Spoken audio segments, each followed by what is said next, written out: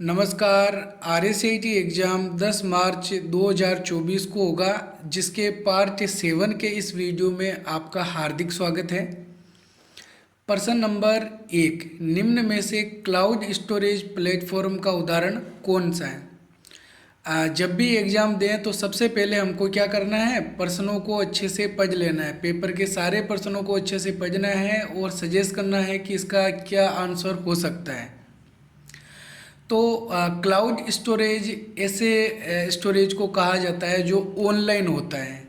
ठीक है, यहाँ पर ऑप्शन दे रखे हैं Microsoft one drive, Google drive, drop box. तो ये जो तीनों ही ऑप्शन यहाँ पे दे रखे हैं ये प्रचलित क्लाउड स्टोरेज के उदाहरण हैं। इसीलिए सही आंसर इसमें क्या होगा, D, all of the above. ये सभी क्लाउड स्टोरेज के उदाहरण हैं। अगला प्रश्न नंबर 2, माइक्रोसॉफ्ट वर्ड 2010 में रीडू करने के लिए किस शॉर्टकट कुंजी का प्रयोग किया जाता है? Control you, control Z, control ई या फिर F4। तो ये ध्यान में रखना है कि अंडू करने के लिए कंट्रोल प्लस जेड का प्रयोग करते हैं, और अंडू करने से क्या होता है, हमने जो भी कार्य किया है उससे वापस पीछे चले जाते हैं। और रीडू करने के लिए कंट्रोल वाई का प्रयोग किया जाता है नॉर्मली, लेकिन माइक्रोसॉफ्ट वर्ड के अंदर रीडू करने के लिए हम F4 कुंजी का प्रयोग भी कर सकते हैं। तो माइक्रोसॉफ्ट वर्ड के अंदर कंट्रोल प्लस वाई कुंजी भी काम में ली जा सकती है और F4 कुंजी भी काम में ली जा सकती है रीडू करने के लिए। तो ये दोनों ही शॉर्टकट कुंजी आपको याद रखनी है। अगर आपने अभी तक अंडू और रीडू का प्रयोग नहीं किया है तो आप एक बार कंप्यूटर पे ज़रूर इसको ट्राई करें।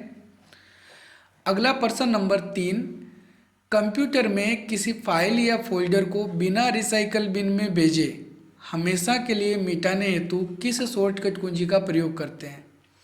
किसी फाइल फोल्डर को बिना रिसाइकल बिन में भेजे, यानी रिसाइकल बिन में नहीं भेजना है और सीधे डिलीट करना है। Control plus enter, control plus delete, shift plus delete या फिर कंट्रोल प्लस बैक स्पेस। तो इसमें सही उत्तर है सी, शिफ्ट प्लस डिलीट शॉर्टकट कुंजी के द्वारा बिना रिसाइकल बिन में भेजे सीधे ही किसी फाइल फोल्डर को परमानेंटली डिलीट किया जा सकता है। तो जब भी हम किसी फाइल फोल्डर को डिलीट करते हैं तो वो किस में जाता है, रिसाइकल बिन में जाता है, और रिसाइकल बिन से उनको वापस रिस्टोर भी किया जा सकता है। लेकिन अगर हमने शिफ्ट प्लस डिलीट बटन दबा के किसी फाइल फोल्डर को डिलीट किया है तो वो रिसाइकल बिन में नहीं जाएगा, वो हमारे कंप्यूटर से सीधे ही डिलीट हो जाएगा और उसको वापस रीस्टोर भी नहीं किया जा सकता है। अगला प्रश्न नंबर 4, कंप्यूटर की खोज किसने की थी? Charles Babbage, Tim Berners Lee, Mark Zuckerberg, Douglas Engelbart ने। तो सही उत्तर है इसके अंदर ए, चार्ल्स बेबेज ने। कंप्यूटर की खोज किसने की थी? चार्ल्स बेबेज ने की थी। प्रश्न नंबर 5, निम्न में से आउटपुट उपकरण कौन सा है? माउस, कीबोर्ड, प्रिंटर या फिर बार कोड रीडर। तो आउटपुट उपकरण कौन सा है इसमें? प्रिंटर है। अगला प्रश्न नंबर 6, माइक्रोसॉफ्ट पावर पॉइंट में अधिकतम जूम प्रतिशत कितना है? 100%, 400%, 500% या 1000%। तो माइक्रोसॉफ्ट पावर पॉइंट को अधिकतम हम 400% तक जूम कर सकते हैं और माइक्रोसॉफ्ट वर्ड को 500% जूम कर सकते हैं।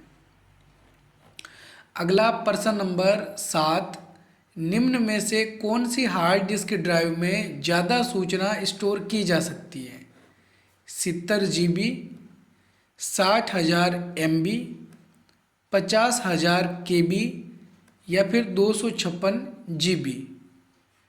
तो इसमें सही उत्तर है डी, 256 GB के अंदर ज़्यादा सूचना स्टोर होगी। GB की फुल फॉर्म होती है गीगाबाइट, KB की फुल फॉर्म किलोबाइट, MB की फुल फॉर्म मेगाबाइट। तो bit, byte, kilobyte, megabyte, gigabyte, terabyte, ये सब क्या होती है? मेमोरी को मापने की इकाइयाँ होती है। अगला प्रश्न नंबर 8, इनमें से कौन सा मोबाइल एप्लीकेशन मोबाइल वॉलेट का उदाहरण नहीं है? गूगल पे, फोन पे, पेटीएम या फिर डेबिट कार्ड। तो कौन सा मोबाइल वॉलेट नहीं है? मोबाइल वॉलेट किसे बोलते हैं? एक मोबाइल का ऐसा ऐप जिसके अंदर हम पैसों का लेन देन कर सकते हैं, किसी को पैसे भेजने हैं, प्राप्त करने हैं, तो वो सारे कार्य किए जा सकते हैं।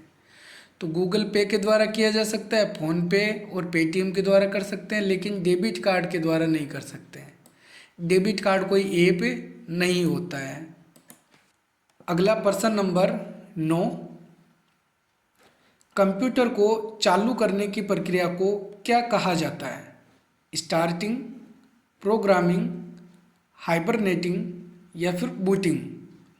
तो कंप्यूटर को ऑन करने की प्रक्रिया बूटिंग प्रोसेस कहलाती है। कंप्यूटर को ऑन करना यानी कि बूट करना। प्रश्न नंबर 10, निम्न में से कौन सा सिस्टम सॉफ्टवेयर का उदाहरण नहीं है? Device driver, Microsoft Edge, operating system या फिर लैंग्वेज ट्रांसलेटर। तो कंप्यूटर में जो सॉफ्टवेयर होते हैं वो दो प्रकार के होते हैं, सिस्टम सॉफ्टवेयर और एप्लीकेशन सॉफ्टवेयर। तो इनमें से कौन सा जो सॉफ्टवेयर है वो सिस्टम सॉफ्टवेयर का उदाहरण नहीं है, मतलब वो एप्लीकेशन सॉफ्टवेयर है। तो इसमें सही उत्तर है B, Microsoft Edge. Microsoft Edge एक एप्लीकेशन सॉफ्टवेयर होता है जिसके अंदर इंटरनेट चलाते हैं, और इंटरनेट चलाने वाला जो सॉफ्टवेयर होता है उसको क्या बोलते हैं? ब्राउज़र। तो माइक्रोसॉफ्ट एज किसका उदाहरण है? एक ब्राउज़र का उदाहरण है। इसके अलावा कुछ और ब्राउज़र भी होते हैं, जैसे गूगल क्रोम हो गया, मोजिला फायरबॉक्स है, सफारी है, तो ये सब भी ब्राउज़र होते हैं। अगला प्रश्न नंबर 11, इनमें से कौन सी ऑनलाइन भुगतान की प्रणाली नहीं है जिसके द्वारा ऑनलाइन ट्रांजैक्शन नहीं किया जा सकता है? Credit card, net banking, debit card या फिर कैश ऑन डिलीवरी। तो कैश ऑन डिलीवरी के अंदर कोई ऑनलाइन प्रोसेस नहीं हो रही है, इसलिए सही उत्तर डी रहेगा। अगला प्रश्न नंबर 12, SSO की फुल फॉर्म क्या होती है? Search, single one, single sign off, single sign on, signal sign online. तो SSO की फुल फॉर्म क्या होती है? Single sign on, SSO, single sign on. अगला प्रश्न नंबर 13, इनमें से कौन सा MS वर्ड में फॉन्ट स्टाइल नहीं है? सबस्क्रिप्ट, बोल्ड, इटैलिक या फिर रेगुलर। तो कौन सी फॉन्ट स्टाइल नहीं होती है? सब स्क्रिप्ट फॉन्ट स्टाइल नहीं होती है। ये तीनों ही फॉन्ट स्टाइल के उदाहरण है, सब स्क्रिप्ट या सुपर स्क्रिप्ट, स्ट्राइक थ्रू, ये फॉन्ट स्टाइल नहीं होती, ये फॉन्ट के कुछ इफेक्ट होते हैं जो फॉन्ट पे लागू होते हैं। अगला प्रश्न नंबर 14, माइक्रोसॉफ्ट एक्सेल 2010 का फाइल एक्सटेंशन नेम क्या है?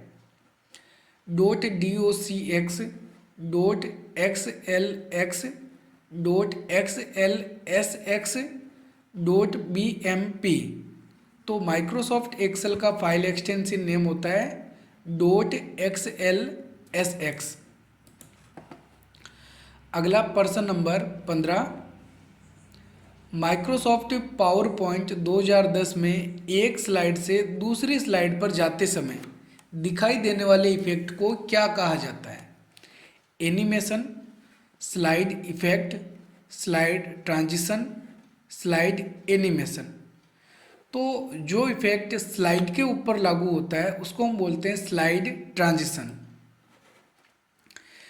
इसी प्रकार के कुछ और इफेक्ट स्लाइड के अंदर ऑब्जेक्ट पे लागू होते हैं, उसको हम क्या बोलते हैं? एनिमेशन। अगला प्रश्न नंबर 16, सेलेक्ट ऑल करने के लिए किस शॉर्टकट कुंजी का प्रयोग किया जाता है? Control O, control A, control G या फिर कंट्रोल सी। तो सेलेक्ट ऑल करने की शॉर्टकट कुंजी क्या होती है? कंट्रोल प्लस ए होती है। अगला प्रश्न नंबर 17, आधार कार्ड सर्विसेज के लिए किस पोर्टल का उपयोग किया जाता है? IRCTC, NSDL, NVSP या फिर UIDAI? तो इसमें सही उत्तर है डी। आधार कार्ड सर्विसेज के लिए कौन सा पोर्टल काम में लेते हैं? UIDAI का पोर्टल काम में लेते हैं। UIDAI की फुल फॉर्म होती है unique identification authority of India. तो UIDAI की फुल फॉर्म भी याद रखनी है। और आधार कार्ड के अंदर कितने अंक होते हैं? 12 अंक होते हैं। अगला प्रश्न नंबर 18, टास्क बार पर चल रहे एक प्रोग्राम से दूसरे प्रोग्राम में जाने के लिए किस शॉर्टकट कुंजी का उपयोग होता है? Control P, window P, Alt tab या फिर कंट्रोल स्पेस? तो टास्क बार से एक प्रोग्राम से दूसरे प्रोग्राम में अगर जाना हो तो उसके लिए हम एल्ट के साथ में टैब बटन का प्रयोग करते हैं, एल्ट टैब। अगला प्रश्न नंबर 19, जीमेल में अधूरी मेल कौन से फोल्डर में दिखाई देती है? ऐसी मेल जिसको अभी तक हमने भेजा नहीं है लेकिन भेजने के लिए बनाया था और सेव नहीं किया था। तो ऐसी जो मेल होती है वो किस फोल्डर में सेव होती है? स्पैम, इनबॉक्स, ड्राफ्ट या फिर ट्रैश? तो सही उत्तर क्या है इसमें? सी, ड्राफ्ट के अंदर। अधूरी जो मेल होती है वो ड्राफ्ट वाले फोल्डर के अंदर सेव होती है। अगला प्रश्न नंबर 20, माइक्रोसॉफ्ट पावर पॉइंट में वर्तमान स्लाइड से स्लाइड शो शुरू करने की शॉर्टकट कुंजी है F5, control F5, shift F5 या फिर F7? तो जब हम स्लाइड शो करते हैं तो अगर हमको स्लाइड शो 1 नंबर स्लाइड से स्टार्ट करना हो तो उसके लिए हम F5 कुंजी का प्रयोग करते हैं। लेकिन जैसे हम मान लो 5 नंबर स्लाइड पे हैं और यहीं से हमको स्लाइड शो स्टार्ट करना हो तो उसके लिए शिफ्ट प्लस F5 शॉर्टकट कुंजी का प्रयोग करते हैं। इससे क्या होगा? अगर हम 5 नंबर स्लाइड पे हैं और हमने शिफ्ट प्लस F5 कुंजी का प्रयोग किया है तो 5 नंबर स्लाइड से ही स्लाइड शो स्टार्ट होगा। और अगर हमने शिफ्ट F5 की जगह पे केवल F5 कुंजी का प्रयोग किया है तो 5 नंबर से स्टार्ट नहीं होगा, 1 नंबर स्लाइड से स्लाइड शो स्टार्ट होगा। तो ये थे हमारे आज के 20 महत्वपूर्ण प्रश्न उत्तर। उम्मीद है आपको पसंद आए होंगे। वीडियो पसंद आए तो वीडियो को लाइक और चैनल को सब्सक्राइब जरूर करें। मिलेंगे एक और नए वीडियो में, तब तक के लिए जय हिंद, जय भारत।